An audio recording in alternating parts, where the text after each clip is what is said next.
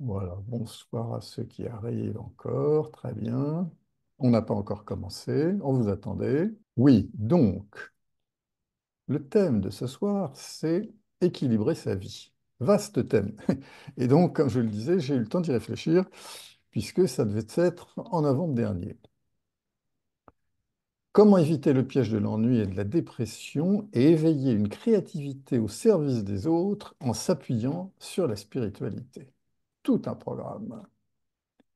La spiritualité permet d'ouvrir ses horizons et de replacer ses centres d'intérêt vers une dimension altruiste et illimitée. Voilà le thème de ce soir. Bon, bienvenue encore à ceux qui sont arrivés. L'intérêt d'adopter une vie spirituelle, en ce qui me concerne, est de pouvoir, vous êtes désormais, voilà. Merci, je suis désormais l'animateur. L'intérêt d'adopter une vie spirituelle pour moi est de pouvoir affiner tous les jours mes équilibres. J'aime bien cette idée d'affiner mes équilibres au quotidien. Et quand je dis mes équilibres, je parle de tous les équilibres. Équilibre entre sociabilité et solitude, entre silence et parole, entre physique et spirituel, entre féminin et masculin, entre cœur et tête, générosité et économie, introspection et expansion, et équilibre dans la façon dont je distribue ou dont je gère mon temps au quotidien. C'est-à-dire mon temps de méditation, mon temps d'activité physique, mon temps de lecture, mon temps de création, mon temps de sommeil, et plus généralement l'équilibre entre le temps d'activité et de non-activité, ou du moins ce qu'on considère généralement comme étant de la non-activité et qui est souvent ce qui a en fait le plus d'impact. Il est donc déjà important de noter deux aspects. Le premier, c'est de réaliser combien l'activité subtile a un impact plus large que l'activité physique. Et on va y revenir. Et aussi de réaliser que ce qui était auparavant simplement de la routine ennuyeuse et vide de sens devient une source d'équilibre de vie en faisant en sorte que dans chaque journée, il y ait cet équilibre entre l'activité physique, qui inclut le régime alimentaire et le sommeil, l'activité créative sous toutes ses formes, et l'activité spirituelle, qui inclut la qualité de ses pensées. Elles ne sont pas incompatibles entre elles, au contraire, l'une sert de support à l'autre, comme on va le voir. Donc ces deux aspects permettent notamment, mais pas seulement, de surmonter l'ennui, d'éviter la dépression et de conserver une conscience élevée à tout moment.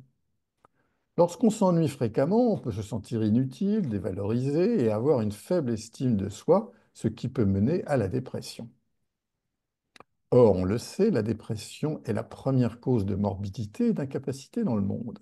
À l'échelle mondiale, environ 200, enfin environ maintenant 300 millions de personnes souffrent de dépression, et d'ailleurs beaucoup chez les jeunes notamment. Au niveau mondial, la dépression et l'anxiété ont augmenté de plus de 25% au cours de la première année de la pandémie de Covid. Et il se trouve que la France est un des plus gros consommateurs d'antidépresseurs et à la fois le pays avec le plus fort taux de personnes en dépression. C'est tout de même intéressant. Aujourd'hui, près d'un tiers des Français est en état dépressif. La dépression conduit le cerveau vers un système où les pensées tournent en boucle et s'amplifient avec la solitude et la dégradation de l'estime de soi. La dépression peut entraîner une perte d'appétit, des troubles du sommeil, une fatigue constante. Due à son impact sur l'alimentation, la dépression peut entraîner des changements dans le métabolisme, se répercutant sur le poids et l'énergie, ce qui, à son tour, crée une diminution de l'estime de soi du fait de la perception de son propre corps. Elle peut également entraîner des problèmes relationnels, voire même des pensées suicidaires. Lorsqu'on est déprimé, on ressent un désintérêt généralisé pour les activités qui étaient autrefois plaisantes.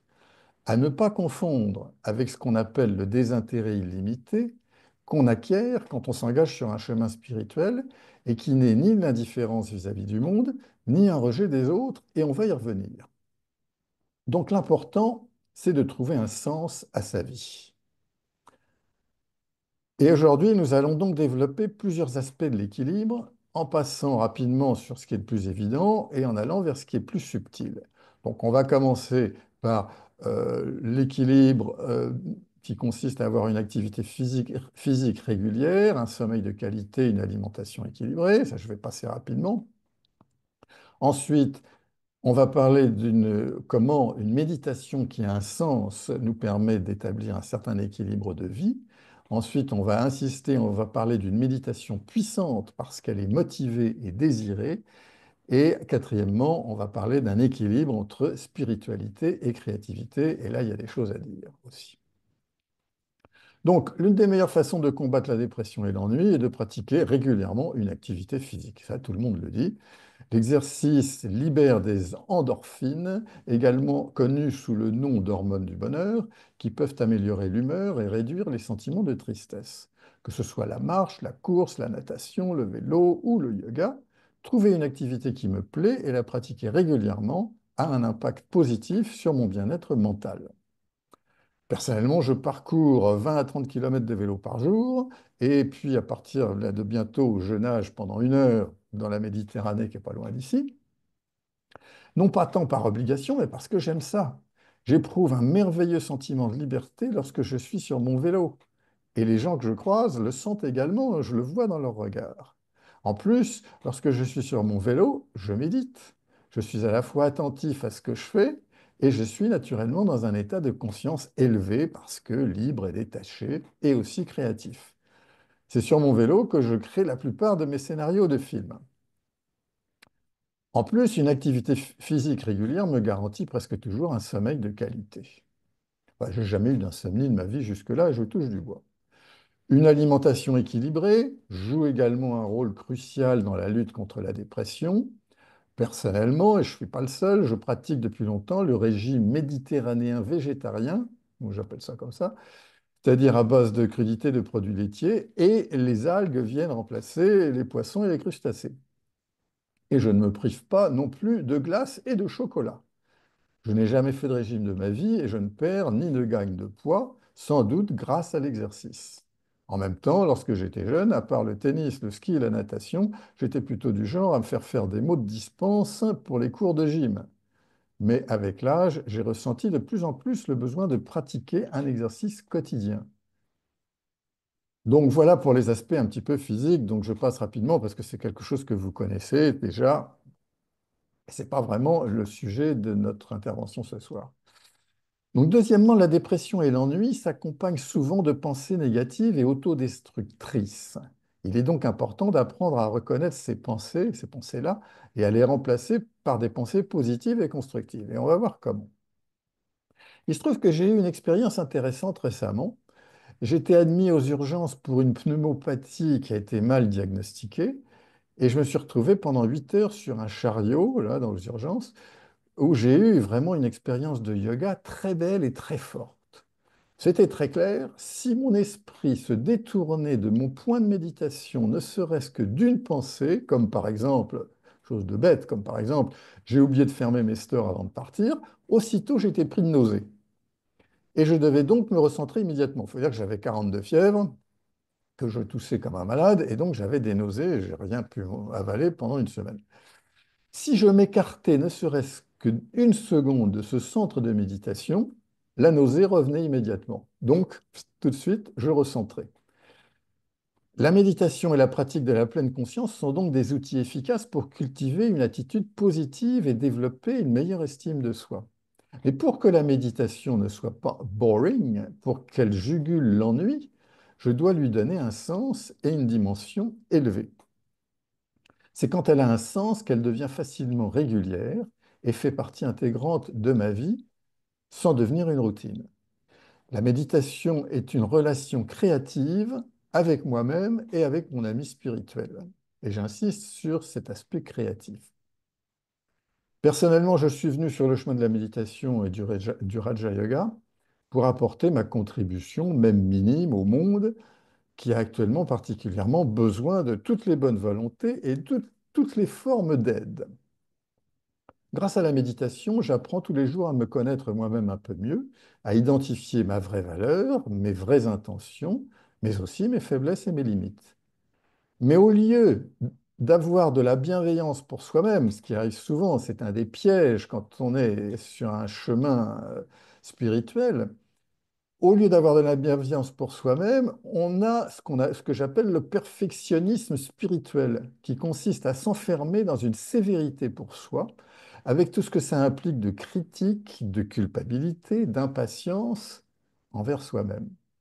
Et c'est pas du tout ce qui aide, et c'est pas du tout les choses intéressantes pour la méditation. Il n'y a pas de secret.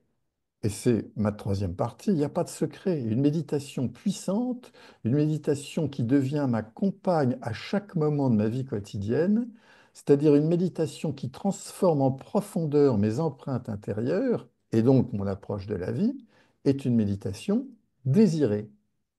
C'est ce que souligne notre ami Spinoza, dont le grand thème se résume à le désir et l'essence même de l'homme.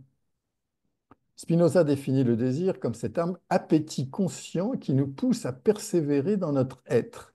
Et puisqu'il est l'essence même de l'homme, il ne faut en rien chercher à le diminuer ou à le supprimer, comme le prônent les courants ascétiques, mais au contraire à le transcender. Spinoza ne porte aucun jugement moral sur le désir. En soi, le désir n'est ni bon ni mauvais. C'est une force qu'il faut cultiver pour nous sentir de plus en plus vivants et pour grandir dans la joie. Pardon. Toute la philosophie éthique de Spinoza vise à nous apprendre à grandir sans cesse dans la joie, jusqu'à atteindre une joie permanente, qu'on peut appeler une joie au-delà des sens, que rien ni personne ne pourra jamais nous enlever et qu'il appelle la béatitude, qu'on peut appeler également la félicité ou l'ivresse. Et on retrouve cette notion d'ivresse spirituelle chez plusieurs philosophes et penseurs au cours de l'histoire, notamment Nietzsche, qui définit dans Ainsi parlait Zarathustra l'ivresse comme une manière de surmonter les limitations humaines et d'atteindre un état d'existence supérieur, une sorte de dépassement de soi. Également, Plotin ou le poète Rainer Maria Rilke ou encore les soufis décrivent l'ivresse spirituelle comme une élévation de l'âme, une quête du sublime, un retour vers le divin. Donc pour grandir dans cette joie, il est nécessaire de cultiver le désir, mais pas n'importe comment, bien sûr. Pour Spinoza, le désir est essentiel, il doit être cultivé, mais aussi orienté et soumis au discernement et à ces deux composantes que sont la raison et l'intuition. C'est par l'observation minutieuse de soi-même, on en revient toujours au connais-toi toi-même, par l'introspection, par l'expérience de la vie, que nous développons toujours plus d'idées justes qui nous aident à bien orienter nos désirs afin d'éviter la frustration, les illusions, la tristesse, la colère ou l'ennui qu'ils peuvent entraîner s'ils sont dénués de spiritualité. Spinoza affirme que ni la volonté ni la raison ne peuvent seuls lutter contre la puissance des affects et venir à bout d'un vice profond ou d'une addiction comme la dépression, c'est-à-dire quelque chose qui nous éloigne de nous-mêmes. On ne supprime pas l'ennui ou la dépression, une addiction, en se raisonnant, mais en orientant ses désirs vers des choses ou des êtres qui nous font grandir et nous mettre dans la joie. En fait, si vous voulez, la façon dont je vois les choses, le travail de la raison n'est jamais inutile en soi, même s'il est peu efficace au premier abord. L'intérêt, c'est qu'à force de l'exercer, ce travail de la raison, toute son activité de volonté, de détermination et de bonne résolution laisse une empreinte profonde dans l'inconscient qui, lui, fait véritablement le travail de transformation en profondeur. Par exemple, il y a plus de 40 ans, j'ai essayé d'arrêter de fumer par le seul pouvoir de la volonté, comme beaucoup de gens. Je n'ai pas essayé les patchs et tous ces machins-là. Bon. Je tenais quelques heures, quelques jours, puis j'étais content, puis une situation, un stress, faisait exploser toutes mes belles résolutions, et en une soirée, de préférence une soirée arrosée avec du monde autour, en une soirée, je me remettais à fumer un paquet entier en quelques heures. Je décidais, puis je retombais, puis je décidais à nouveau. Et là, c'est important dans cette démarche de ne pas perdre espoir et surtout, comme je disais au début, de ne pas culpabiliser parce que ça fait partie du processus de transformation, mais ça n'est que une moitié des choses. Parce que ce travail apparemment stérile, donc qui consiste à décider, à retomber, à décider à nouveau, laisse en fait une forte empreinte inconsciente. Et c'est l'inconscient qui, un beau jour, fait le vrai travail de réalisation et de transformation intérieure. C'est ainsi que j'ai arrêté de fumer sans effort, sans ressentir de manque, et que je n'ai jamais eu le désir de reprendre. Je suppose, mais bon, ça je ne suis pas sûr, mais je suppose que justement, de tout mon être, j'avais remplacé le désir de fumer par celui de me sentir sain physiquement et spirituellement. Du moins, c'est la conclusion que j'en ai tirée. Mais en fait, c'est pour dire que quelque part, c'était presque malgré moi. Donc, il y avait eu tout ce travail de remonter, puis de redescendre, de tomber, de recommencer, etc., etc. Et un beau jour, ça s'est fait comme ça automatiquement, sans aucun effort. Donc, il y a une première phase qui est une phase d'effort, qui est la phase justement de la volonté, de la détermination. Mais en fait, le véritable travail, il se fait ailleurs. Il se fait au niveau de l'inconscient. Et là, c'est sans effort. Et petit à petit, on ne subit plus les influences extérieures ni les influences intérieures. Donc, au lieu de m'épuiser à traquer mes mauvais désirs, je me concentre sur ceux qui m'élèvent, ceux avec lesquels je me sens bien, avec lesquels je me sens moi-même enfin. Juste une petite remarque. Pour toute cette partie où je cite Spinoza, je me suis inspiré donc du merveilleux essai de Frédéric Lenoir qui s'appelle Le miracle Spinoza, que je vous invite à lire. La quatrième partie que j'aimerais développer, c'est que mon expérience est que spiritualité, créativité et exercice, aussi bien physique que mental, vont de pair et se nourrissent l'un l'autre.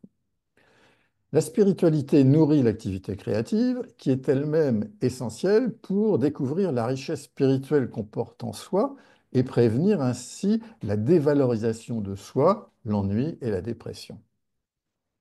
Pour dépasser cette vision limitée qui oppose sans arrêt l'affectivité à la raison, comme on le fait souvent, il y a un autre aspect de l'équilibre qui me tient particulièrement à cœur et que j'ai déjà abordé à plusieurs reprises.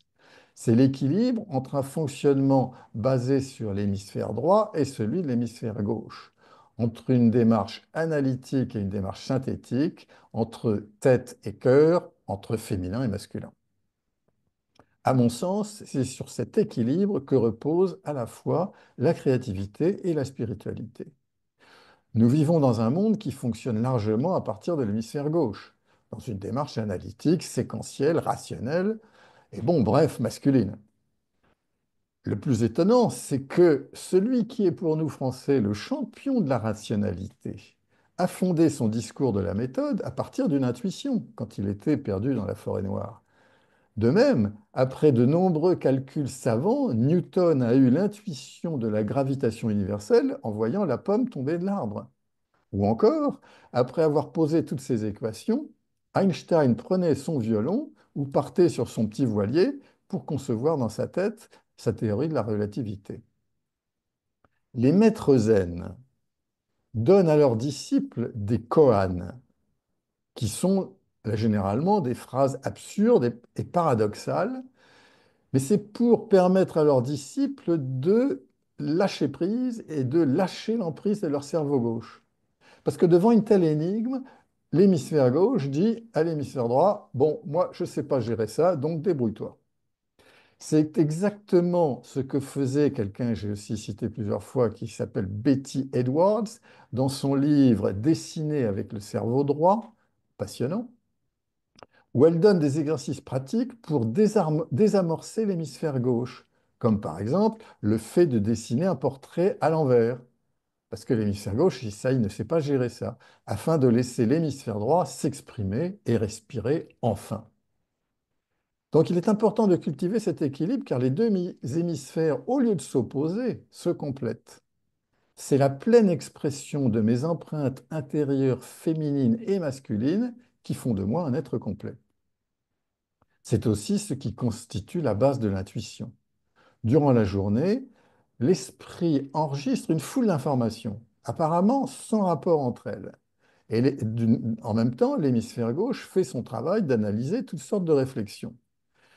Ensuite, au cours du sommeil, l'hémisphère gauche se repose, relâche son emprise et permet à l'hémisphère droit de synthétiser tout ce que l'esprit a accumulé durant la journée pour faire jaillir la solution, la créativité lors de la méditation du matin. Bon, à condition bien sûr de ne pas commencer sa journée en fanfare et dans le stress. Parallèlement au développement de mon chemin spirituel, presque automatiquement, tout en réorganisant complètement ma vie professionnelle, j'ai développé de nombreuses activités créatives, d'abord en écrivant des livres, puis en les illustrant avec des aquarelles. De là, j'ai créé des sites web, puis j'ai commencé à tourner des documentaires, notamment pour l'UNESCO. Une chose conduisant à une autre, et j'ai ressenti le besoin d'écrire des scénarios. Ça me venait tellement facilement, j'en ai écrit beaucoup sur mon vélo. Et après avoir cherché des réalisateurs, j'ai décidé de les mettre en scène moi-même, au moins les courts-métrages. Et récemment, juste au moment où j'allais me lancer dans la réalisation d'un long métrage avec tout ce que ça implique de logistique, etc., j'ai découvert la magie de l'intelligence artificielle. Et là, je m'amuse comme un fou. Donc, c'est pour dire que pour moi, c'est évident qu'avec le développement de la spiritualité, ce qui était quelque chose auquel je ne pensais pas vraiment avant, automatiquement, c'est comme deux choses qui suivent une voie parallèle, spiritualité et créativité. Et donc, ça m'a amené, j'étais pas particulièrement créatif avant, par exemple, je ne savais pas dessiner, c'est en lisant ce livre que j'ai appris à dessiner, de l'émissaire droit. Mais les deux choses vont parallèlement. Et pour moi, c'est clair que c'est grâce à la spiritualité que j'ai pu développer ces activités créatives qui se renouvellent à chaque fois. À chaque fois, c'est de nouveaux outils, c'est de nouvelles réalisations, et à chaque fois, c'est passionnant. Donc, évidemment, quand on a la chance, et je pense que c'est quelque chose qu'on peut développer, d'avoir à la fois ouais, cette passion spirituelle et cette passion créative, on ne peut plus parler véritablement d'ennui, quoi. Et encore moins de dépression. Bon, aussi, ce qui m'a amené à la démarche qui est la mienne maintenant depuis plus de 40 ans, c'est mon besoin de servir le monde, même à ma petite échelle. C'est ainsi que je me suis très vite engagé dans des programmes liés à l'ONU, à l'UNESCO, puisque j'étais à Paris. Donc, il y avait un programme qui s'appelait Millions de minutes, un autre Coopération globale, un autre qui était Living Values, un autre qui s'appelait La culture de la paix, parce que j'avais l'impression d'apporter ma modeste contribution au monde. L'autre jour, quelqu'un dont je me sens proche m'a donné le message suivant. Il m'a dit, la situation du monde est ce qu'elle est, et il devient de plus en plus difficile de se rendre physiquement dans les coins les plus reculés.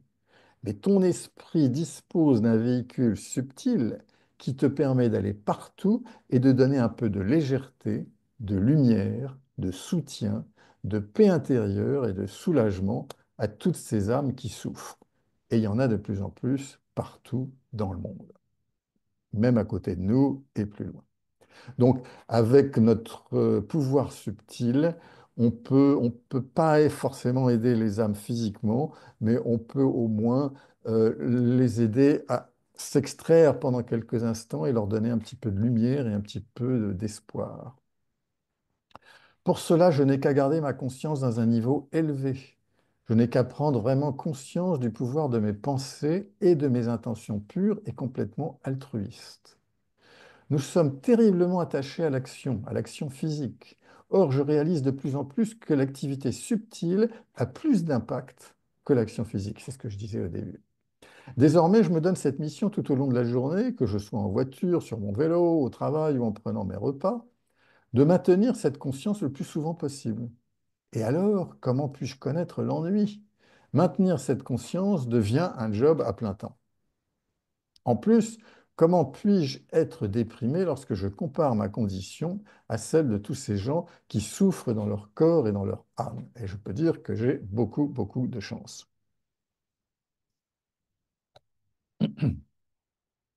J'aimerais faire ici une petite parenthèse pour faire la distinction, je l'ai évoqué un peu au début, entre ennui et désintérêt illimité. Le désintérêt illimité est le résultat d'un centre d'intérêt replacé dans un contexte plus large, détourné de l'égocentrisme vers un altruisme illimité, issu d'une motivation dénuée de toute attente de résultat, ce qui d'ailleurs constitue bien l'enseignement de la Bhagavad Gita. L'ennui est une quête inassouvie de sens qui peut parfois mener à des comportements compulsifs ou destructeurs, comme une surconsommation de distractions numériques ou une quête excessive de sensations fortes. En d'autres termes, l'ennui est l'expression d'une dépendance latente à l'égard des stimulations extérieures. Le détachement illimité à l'opposé est un état de conscience qui s'inscrit dans une approche spirituelle ou philosophique et qui découle d'une pratique intérieure profonde telle que la méditation afin de transcender les attachements. Contrairement à l'ennui, le détachement illimité n'est pas un vide à remplir, mais une plénitude qui ne dépend de rien. Il ne s'agit pas d'un rejet du monde ou d'une indifférence froide, mais d'une acceptation totale de ce qui est, sans attente ni résistance. Ce détachement est appelé illimité précisément parce qu'il ne connaît pas de frontières. Il libère l'individu de l'emprise des peurs et des possessions, tout en permettant une pleine appréciation du moment présent. Dans cet état, l'esprit n'est pas en quête de stimulation extérieure. Il repose dans une sérénité naturelle où chaque instant est vécu comme complet en lui-même. L'ennui est une réponse involontaire à un manque perçu, tandis que le détachement illimité est un choix actif de se libérer des dépendances. L'ennui peut mener à une quête désordonnée de sens, souvent dans des directions temporaires ou superficielles. À l'inverse, le détachement illimité guide vers une stabilité intérieure qui transcende les fluctuations de la vie quotidienne. Si l'ennui est une réaction naturelle et parfois douloureuse face à l'inconfort du vide, le détachement illimité est une invitation à transcender ce vide, à donner un sens à sa vie pour découvrir une plénitude qui ne dépend de rien. Et c'est là, on en revient donc à cette notion de donner un sens à sa vie. Et pour cela, j'aimerais citer Jung, Carl Jung, qui donne l'exemple du chef de tribu, c'est magnifique. Ce chef de tribu, je ne sais pas où, en Amazonie ou quelque chose comme ça, chef de tribu qui croit fermement qu'il réveille le soleil chaque matin et qui se sent complètement investi de ce rôle crucial pour la bonne marche de l'univers.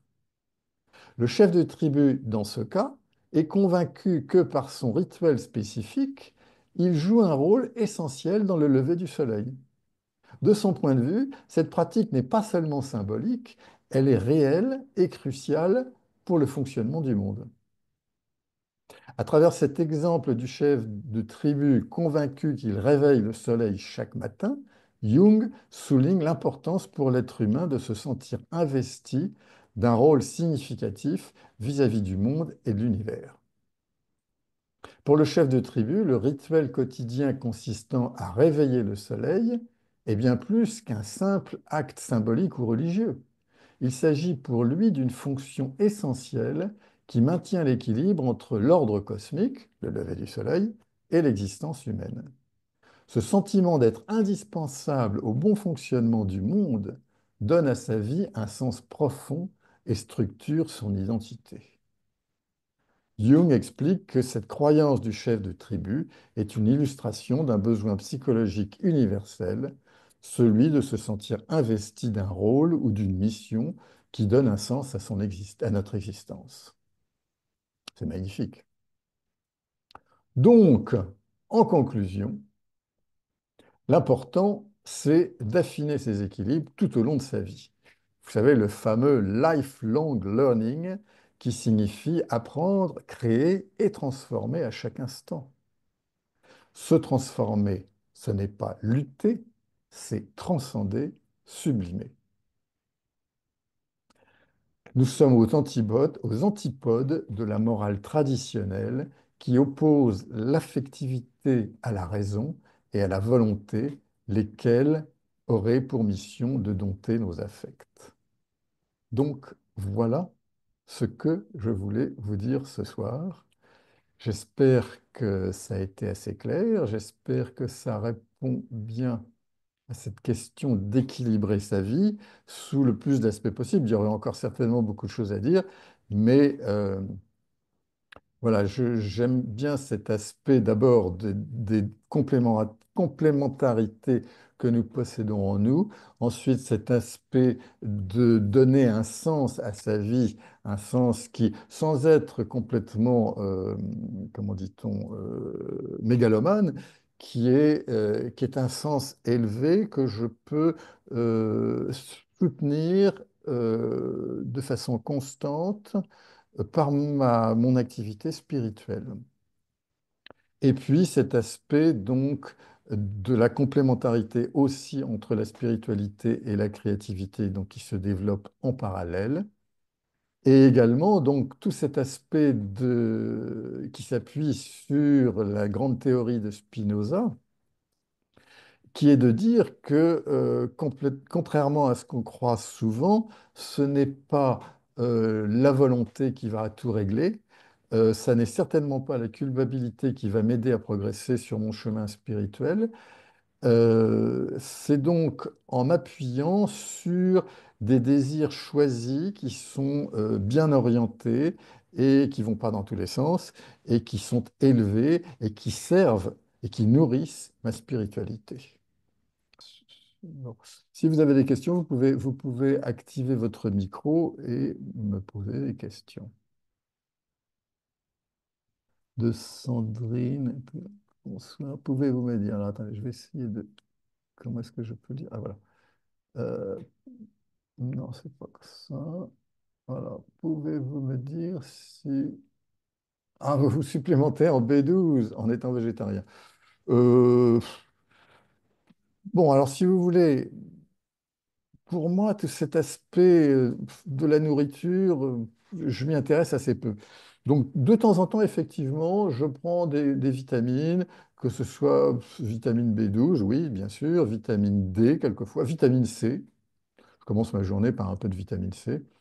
Euh, mais en fait, je ne sais pas comment vous dire ça, mais je ne fais pas particulièrement la cuisine. Et comme je le disais à un moment, moi, je me contente très bien, je suis très heureux, étant donné que je suis près de la Méditerranée, en ayant ce régime méditerranéen, donc à base de melon quand c'est la saison, en base de crudités, à base de produits laitiers. Et en fait, j'ai jamais, donc ça fait 40 ans que je suis végétarien ainsi, je ne suis pas végane, je ne suis pas végétalien, mais voilà, j'y accorde que l'intérêt, qu'un intérêt secondaire. Alors qu'avant, j'étais plutôt un- j'avais un père qui nous emmenait dans les meilleurs restaurants et donc j'ai pu goûter aux meilleures cuisines, aux meilleurs vins et aux meilleurs champagnes. Bon, mais là, je n'ai absolument aucun manque, ni un manque mentalement, ni aucun manque physique. Donc là aussi, ça fait partie de l'équilibre. Donc, le reproche que je me ferais, c'est de, de manger souvent un petit peu la même chose tous les jours. Donc, il faudrait que je varie un petit peu plus. Et il faut... Bon, par exemple, quand je suis sorti de cette pneumopathie, là, je me suis remis un petit peu à manger des pâtes et des choses comme ça parce que j'avais quand même perdu 8 kilos puisque je ne pouvais rien avaler pendant 2 semaines. Bon, mais je les ai vite regagnés et puis voilà, quoi. Lutter est contre tandis que se transformer sur une démarche solitaire avec intériorisation. Alors, oui, je ne crois pas, moi, que lutter contre soi soit une bonne approche spirituelle. C'est pas du tout. On n'arrête pas de créer des contradictions ou d'opposer, si vous voulez, des aspects qui n'ont aucune raison d'être opposés. Donc, par exemple, j'ai cité la raison et l'intuition, ou le féminin masculin, au lieu de les opposer, il vaut mieux les rendre complémentaires et les faire fonctionner ensemble. Et c'est là où se trouve toute la richesse. Donc, cela dit, la transformation n'est pas une démarche solitaire non plus, parce que, comme on le sait, en fait, la façon dont ça fonctionne, et c'est la base de la loi du karma, c'est que la vie, en général, les autres aussi, nous envoient à longueur de journée des stimulus, des stimuli, qui sont ni positifs ni négatifs, qui sont des événements, des situations, des relations. Et c'est la façon dont ils m'affectent et la façon dont je réagis à ces stimuli qui vont déterminer finalement ce qu'on appelle le karma. Bon, c'est tout simplement que une situation extérieure qui est neutre en soi vient réveiller une empreinte spirituelle intérieure et soit je réalise ce qui se passe véritablement, c'est-à-dire je réalise que cette situation n'est pas là pour me punir, ni pour me faire souffrir, mais justement pour m'aider à transformer cette empreinte, qui est souvent inconsciente. Si j'arrive à comprendre ça, je transforme l'empreinte, ou je commence à transformer l'empreinte, si bien qu'un peu plus tard, peut-être dans un contexte différent, lorsqu'une situation similaire vient à nouveau réveiller cette empreinte, eh bien, je serai de moins en moins affecté. Et donc, petit à petit, c'est ainsi que la transformation se fera et que je pourrai retrouver mes empreintes d'origine, qui sont des empreintes de paix, d'amour, de, de, de, de- de- de vérité, d'honnêteté, de simplicité, etc., etc. De bonheur aussi, bien sûr. Si je ne fais pas, si je n'ai pas cette réalisation au moment où la situation ou la relation arrive, si je blâme la situation, si je blâme l'extérieur, ou si je me blâme moi-même d'ailleurs, eh bien, je ne vais faire que renforcer l'aspect négatif et lourd de l'empreinte intérieure. Si bien que plus tard, lorsqu'une autre situation similaire viendra à nouveau se frotter à cette empreinte, eh bien, ma réaction sera de plus en plus négative, de plus en plus lourde sur moi-même et sur mon environnement. C'est pas ce qu'on recherche. Donc, alors ensuite, si vous voulez, soit pour répondre à votre question, soit je laisse la vie faire son travail et elle le fera très bien, c'est-à-dire que la vie m'enverra de toute façon les situations, les événements, les relations qui sont nécessaires pour que je puisse faire ce travail de transformation intérieure, ou bien je me positionne plus en amont, c'est-à-dire que par la méditation, en allant moi profondément en moi-même, et avec beaucoup de lucidité et en utilisant mon intuition et mon discernement, j'arrive à voir, c'est ce que je disais au début, j'arrive à voir quelles sont mes limites, j'arrive à voir quelle est ma vraie valeur, j'arrive à voir sans m'attarder quels sont mes défauts, et je les transforme moi-même. Et donc, je commence ma journée en me disant que bon, bah, je vais faire en sorte aujourd'hui de ne pas réagir au quart de tour si telle ou telle situation se présente à moi, parce que ce n'est pas le but. Et si je fais ça, eh bien, je vais pouvoir transformer l'empreinte intérieure en profondeur sans aucune souffrance, avec beaucoup de facilité, parce que c'est quelque chose que je fais moi-même de façon réfléchie, de façon voulue, désirée. Je connais, je sais le résultat, je connais le bénéfice de cette action spirituelle, et donc, autant que possible, je fais cette action spirituelle en amont, ce qui m'évite ensuite eh bien, d'être confronté à des situations que je n'ai pas forcément désirées et qui peuvent, face auxquelles je peux réagir de façon négative, et à partir de ce moment-là, je crée de la souffrance et de la lourdeur pour moi et pour les autres. J'espère avoir répondu votre question. Donc, intériorisation pour nous d'abord, et puis finalement, si tel ou tel événement, telle ou telle maladie, etc., arrive, c'est parce que j'ai encore une transformation à faire qui se fera par cet événement. Cet événement me poussera. Quelque part, la vie, si je vais au bout de ce raisonnement, c'est-à-dire si je n'ai toujours rien fait pour faire une transformation voulue, choisie, désirée, eh bien la vie va me mettre le dos au mur pour me forcer à ce moment-là à faire cette transformation. Et là, c'est pas agréable, quoi. Donc on évite d'en arriver là autant que possible, hein. Et on peut. Si vous voulez, c'est toujours la même chose. Euh, Souffrir, bien sûr, est un facteur de transformation, mais on n'est pas obligé de souffrir. Pour moi, c'est ce que je me dis. Voilà. J'espère avoir répondu à votre question. D'accord. Donc, bon. Mais écoutez, si vous voulez, on peut, s'il n'y a pas d'autres questions, on peut voilà, se prendre 1 ou 2 minutes de méditation. De méditation pour voir euh, ce qu'on ne fait pas souvent, c'est-à-dire voir ce que j'ai de plus beau en moi, de voir ma beauté intérieure. Là encore, sans illusion, sans mégalomanie, mais pour une fois, me donner ce cadeau de voir ma beauté intérieure. C'est-à-dire, pour une fois, mettre de côté tout ce que j'ai accumulé de culpabilité, de lourdeur, de ressasser les erreurs que j'ai pu commettre dans le passé, toutes ces choses-là. J'oublie tout ça, j'oublie tout ça.